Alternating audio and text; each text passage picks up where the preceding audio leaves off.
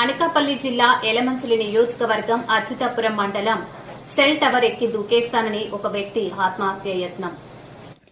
Cell tower ఎక్కి దూకేస్తానని ఒక వ్యక్తి ఆత్మహత్య యత్నం. అనకాపల్లి జిల్లా యలమంచిలి నియోజకవర్గం అచ్యుతాపురం మండలానికి చెందిన గొర్ల ధర్మవరం గ్రామానికి చెందిన లంక హరినాగ శంకర్రావు అనే రైతు అచ్యుతాపురం ఎంఆర్ఓ ఆఫీస్ ఎదురుగా ఉన్న సెల్ టవర్ ఎక్కి ఆత్మహత్య యత్నం చేసుకుంటానని బెదిరిస్తున్నాడు. వివరాల్లోకి వెళితే లంక ధర్మవరం గ్రామానికి చెందిన రైతు ఎంఆర్ఓ ఆఫీసులో తనకున్న భూమిని ఎంఆర్ఓ ఆఫీస్ సిబ్బంది వేరే వ్యక్తులకి పేరు మీద రికార్డులు మార్పీ చేశారని, ఆ భూమి నాది అని తన పేరు మీద ఉన్న భూమిని వేరే వ్యక్తికి ఎలా మారుస్తారని ఎంఆర్ఓ ఆఫీస్ చుట్టూ ఎన్నోసార్లు తిరిగినా ఎంఆర్ఓ ఆఫీస్ సిబ్బంది తనను పట్టించుకోలేదని, తన భూమి వేరే వ్యక్తి పేరు మీద నుంచి నా పేరు మీదకి రికార్డులు మార్చండి అని అడిగినందుకు ఎంఆర్ఓ ఆఫీస్ సిబ్బంది నన్ను లంచం డిమాండ్ చేస్తున్నారని రైతు ఆవేదన వ్యక్తం చేశాడు. తక్షణమే తనకున్న భూమి తన పేరు మీద రికార్డులు మార్చాలని, లేదంటే సెల్ టవర్ నుంచి దూకి ఆత్మహత్య చేసుకుంటానని బాధితుడు ఆరోపిస్తున్నాడు. సెల్ టవర్ ఎక్కిన ఆసామి తాలూకా విషయం మీద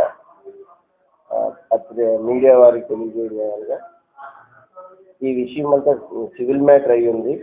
అయినప్పటికీ కూడా మన ఆర్ఓఆర్ కోర్టులో పెండింగ్ ఉన్న కేసు విషయంలో మేము త్వరితగతిన యాక్షన్ తీసుకోవడానికి ఈరోజు ఆర్డీఓ గారి దగ్గరికి ఎవరైతే బాధితులు ఉన్నాయో ఆయన తీసుకెళ్లి ఆర్డీఓ గారికి మాట్లాడించి ఆ ఆర్ఓఆర్ అప్పీల్ అనేది ఇమ్మీడియట్ గా ప్రాసెస్ లో తీసుకొచ్చి అది విత్ ఇన్ షార్ట్ టైంలో బోత్ పార్టీస్ నోటీసులు ఇచ్చి అది క్లోజ్ చేయించడానికి తహసీల్దార్ ఆఫీస్ నుంచి మేము చేయగలిగిందంతా చేస్తామండి.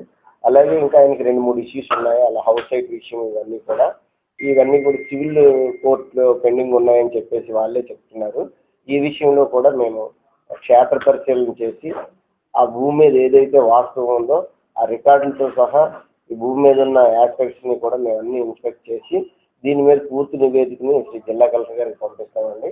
ఈ విషయంలో మన పోలీసు వారి సహాయం కూడా తీసుకొని ఎవరైతే అపోనెంట్ పార్టీ ఉన్నారో వాళ్ళకి కూడా మేము నోటీసులు ఇచ్చి వాళ్ళని కూడా పిలిపించి వాళ్ళ రికార్డులు కూడా వెరిఫై చేసి జెన్యూనెస్ బట్టి మేము ఫైనల్ రిపోర్టు జిల్లా కలెక్టర్ గారికి పంపిస్తామండి.